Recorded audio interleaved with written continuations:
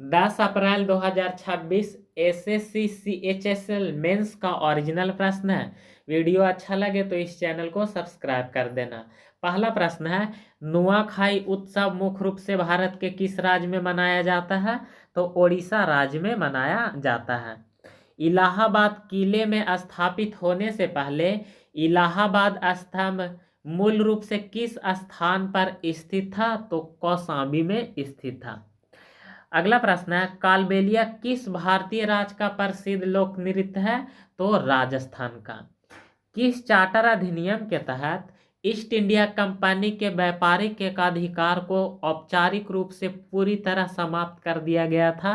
तो 1833 के charter act के द्वारा।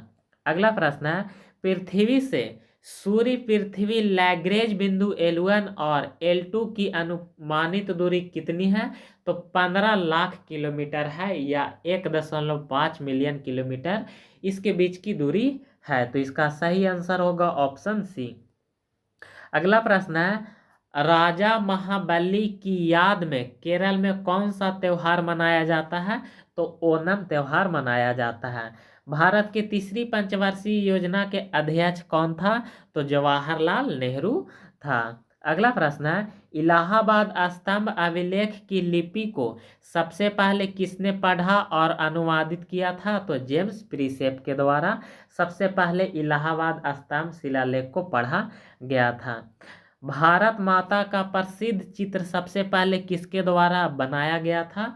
तो यह चित्र को अवनींद्रनाथ टैगोर के द्वारा बनाया गया था।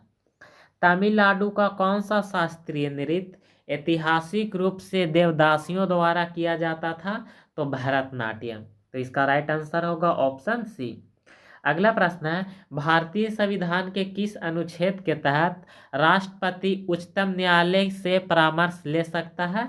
तो अनुच्छेद 143 के द्वारा। भारत की पहली पंचवर्षीय योजना की समय अवधि क्या था? तो पहला पंचवर्षीय योजना 1951 से 56 के बीच चला था। अगला प्रश्न है, मौसम संबंधी सभी घटनाएं वायुमंडल की किस परत में घटित होता है?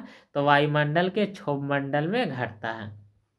अगला प्रश्न है, पीएम यशस्वी योजना का पूर्ण रूप क्या होगा? मतलब पीएम यशस्वी योजना का फुल फॉर्म पूछा गया था। तो इसका सही आंसर हो जाएगा ऑप्शन बी। अगला प्रश्न है, माइक्रोसॉफ्ट पावर पॉइंट में नई स्लाइड डालने के लिए किस शॉर्टकट की का प्रयोग किया जाता है? तो Ctrl+M का उपयोग किया जाता है। पेरिस 2024 ओलंपिक में भारत ने कुल कितने पदक जीते और किस भारतीय खिलाड़ी ने एक ही संस्करण में 2 पदक जीता?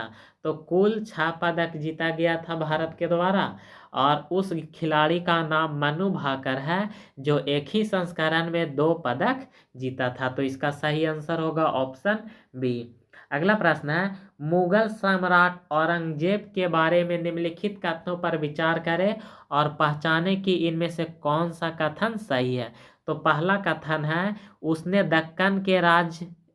दक्कन के राज्यों बीजापुर और गोलकुंडा पर विजय प्राप्त किया था। तो पहला कथन सही है।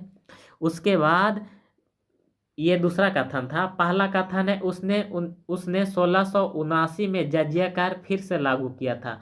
तो ये पहला कथन भी सही है और दूसरा कथन भी सही है। तीसरा कथन है कि उसने लंबे दक्कन अभियान ने मुगल साम्राज्य के वित्तीय और सैन्य संसाधनों को मजबूत किया, यानी तीसरा कथन गलत है। तो इसका सही आंसर हो जाएगा ऑप्शन ए। कथन 1 और कथन 2 दोनों के दोनों सही है। मुगल सम्राट औरंगजेब के बारे में कौन सा कथन सही है? तो पहला कथन था कि 1679 में जजिया कर फिर से लागू किया था, ये सही है। उसके बाद दूसरा कथन है, उसने दक्कन के राज्य बीजापुर और गोलकुंडा पर विजय प्राप्त किया था। तो ये वाला कथन भी सही है। अगला प्रश्न है, मोहन बागान एथलेटिक्स क्लब किस शहर में स्थित है? तो कोलकाता में स्थित है। अगला प्रश्न है, निशानेबाजी में व्यक्तिगत ओलंपिक स्वर्ण पदक जीतने वाले पहले भारतीय कौन था? तो उसका नाम है अभिनव बिंद्रा। तो इसका सही आंसर होगा ऑप्शन सी। अगला प्रश्न है, पारस टेलीस्कोप भारत में कहाँ स्थित है? तो भारत में माउंट आबू यानी राजस्थान में स्थित है।